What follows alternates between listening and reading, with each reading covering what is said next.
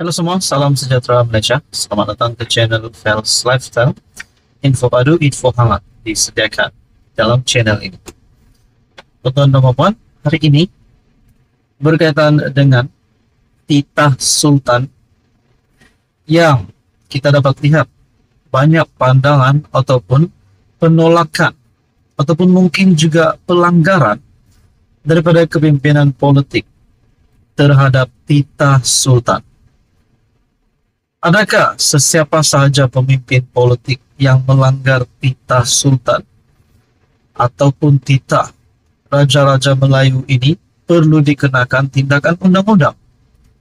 Nah, kita mengambil contoh seperti yang dikongsikan di dalam perkongsian aplikasi X, Bulletin RMS, dengan berkongsikan gambar pada tarikh 15 Februari 2024. Sultan Selangor tegur label Black Friday, keputusan Mahkamah Persekutuan. Manakala gambar di bawah pula kepimpinan besar PAS yaitu Taqiyuddin Hasan, Setiausaha Agung PAS, dalam kenyataan pada 18 Februari 2024. Taqiyuddin bertahan kenyataan label Black Friday.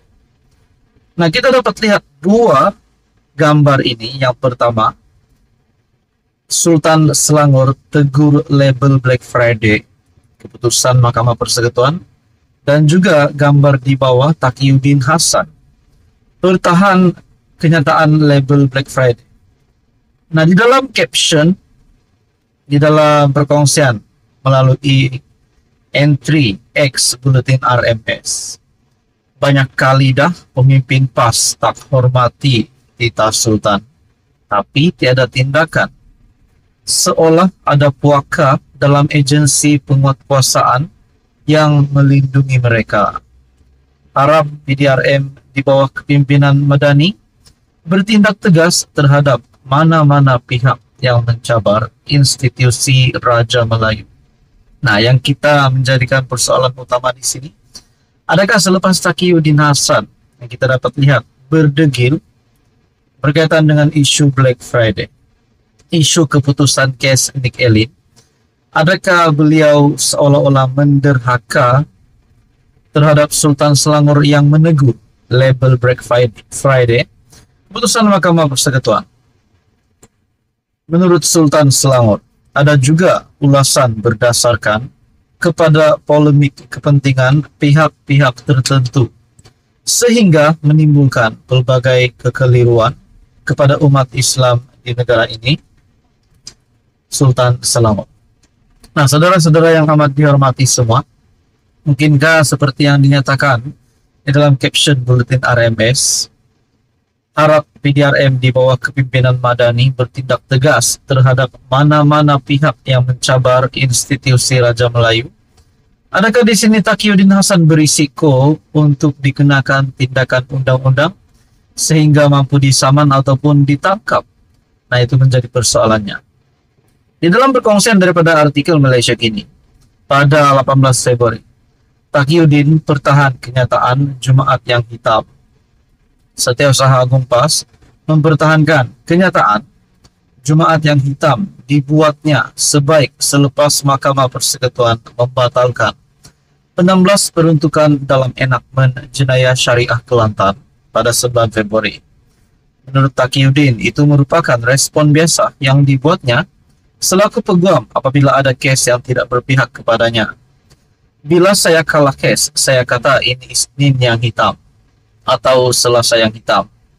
Ya, hari yang hitam untuk anak buam saya, katanya dalam nada bergurau ketika sesi dialog antara pemimpin PAS dengan media berbahasa Cina di KL.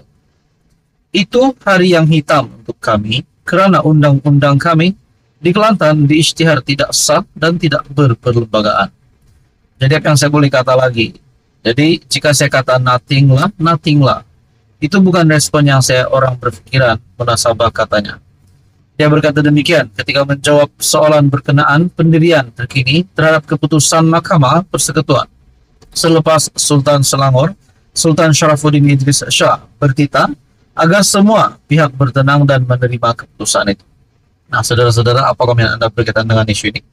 Sekian saja, teruskan bersama di dalam channel ini. Untuk info yang seterusnya, jangan lupa tekan butang like, share, dan juga subscribe.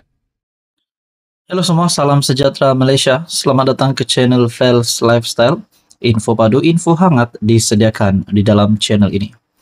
Nah, satu isu hangat hari ini yang saya nak kongsikan. Kali ini berkaitan dengan salah satu, saya boleh katakan mungkin influencer ataupun salah satu content creator di Malaysia yang hari ini namanya disebut-sebut. Tidak lain dan tidak bukan nama Didi Chronicle yang kita dapat lihat membuat video parodi di laman Facebook page beliau. Nah, pada akhirnya kenapa tiba-tiba nama Didi Chronicle ini disebut ramai? Oh, rupanya ini satu berita hangat, mungkin ramai yang terlepas pandang ataupun ramai yang masih tidak tahu. Di sini saya kongsikan satu artikel daripada Malaysia Kini. 49 laporan polis dibuat terhadap Didi Chronicle. Artikel ini pada Februari 18, 2024. Berita sepenuhnya. Sejumlah 49 laporan polis dibuat di seluruh negara ke atas pempengaruh media sosial Didi Chronicle yang membuat video parodi didakwa mempersendahkan keputusan mahkamah dalam isu enakmen syariah. Wow, ini pasti satu isu yang hangat, tetapi kita harap terdapat satu jalan penyelesaian yang baik.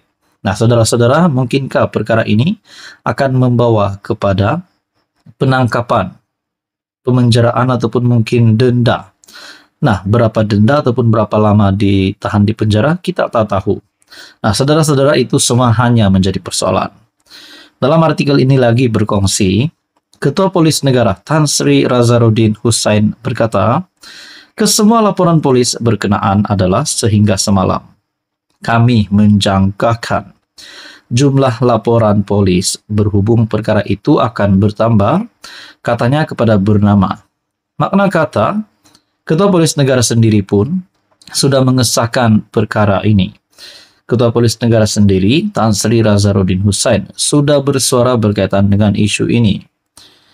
Baru-baru ini, video berdurasi lebih 3 menit dimuat naik Didi Chronicle atau nama sebenarnya Didi Suleiman Ray, 43 tahun. Dikecam netizen kerana didakwa mempersendahkan agama dan menghina mahkamah dengan menyatakan perbuatan minum arak dan berjudi tidak akan dikenakan hukuman. Nah, tuan-tuan dan puan, apa komen Anda berkaitan dengan isu ini? Sudah pasti ini satu kejutan lagi sekiranya Didi Chronicle ditangkap. Tapi saudara-saudara yang amat dihormati semua, kita harap keputusan ataupun terdapat keputusan yang kita jangkakan supaya tidak ada masalah bagi pempengaruh tersebut dan juga ini menjadi mendapat satu penyelesaian yang baik. Nah, apa komen Anda berkaitan dengan isu ini? Sekian saja, teruskan bersama di dalam channel ini untuk info yang seterusnya. Mohon bantu channel ini dengan menekan butang like, share, dan juga subscribe.